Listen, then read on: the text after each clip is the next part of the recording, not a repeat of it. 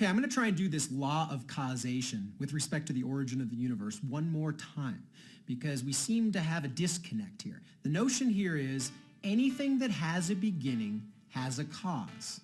And since the universe had a beginning, it must have had a cause. If all space, all time, all matter, all energy, all fundamental constants, all natural laws, all of a sudden came into existence from nowhere, a singularity, right? An infinitely dense vacuum fluctuation, then the law of causation would say something must have brought about that beginning.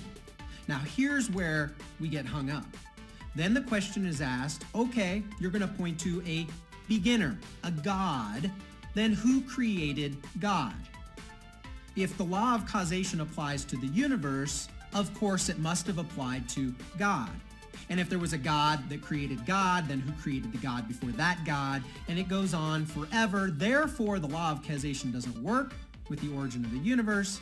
Therefore, go away, you fundamental Christian throwback fuddy-duddy. The problem with this argument is that when we argue a creator God, by definition, we are saying that this creator God had no beginning. That's where everybody laughs and says, you can't do that. You can't make that up. Everything you just argued in the law of causation had a beginning. No, I didn't say that. Everything that had a beginning has a cause. And the argument is that the initial cause didn't have a beginning. And you cry foul? No, there is no foul. Because when we're talking about space and time and matter and energy and the dimensions in which they came about at the beginning, by definition, the one who caused those dimensions are outside those dimensions, namely space, matter, time, etc. So this is a spiritual being, a non-material, non-time oriented being. This is a being outside of space and time that was created. Therefore, I can argue that God was eternal, that God is infinite, that God is not subject to the same laws and dimensions that he created. Now, I'm not arguing here who this God is. I'm just saying that those who come back and say that this law has to apply to God, no, I'm not talking about a guy with a big beard who's a material being who sits in the clouds somewhere. I'm talking about an infinite, an eternal, an immaterial God that brought about all of these dimensions, all of this matter, all of this space, all of the time that we're saying is subject to the law of causation. So here is now my argument.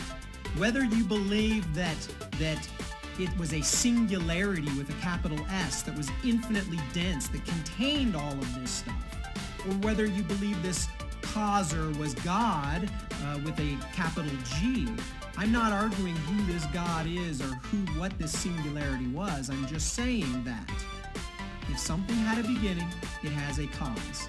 We now all agree that the universe had a beginning, therefore the universe had a cause. Whatever caused the universe to come into being was outside of space and time, is eternal, is immaterial, is infinite by definition, and therefore not subject to the law of causation, which applies to the universe.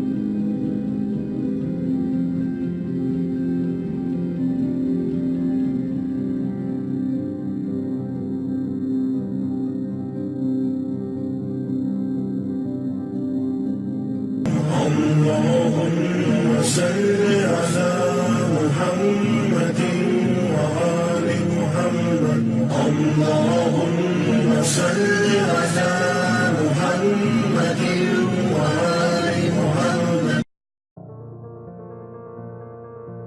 If anyone says everything has a creator, it is a wrong statement. Every created thing has a creator.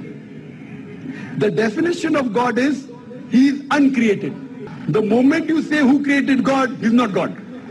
The definition of God is, he is uncreated. Suppose a person comes and asks you, that brother, my friend John, he was admitted in the hospital. He gave birth to a child. How can a man have a baby?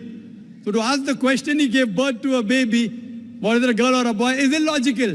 The same thing, the definition of Allah is uncreated. The moment you say who created Allah, he ceases to be Allah. Therefore, the definition of God is uncreated. Therefore, Almighty God has got no creator, if he is a true Almighty God.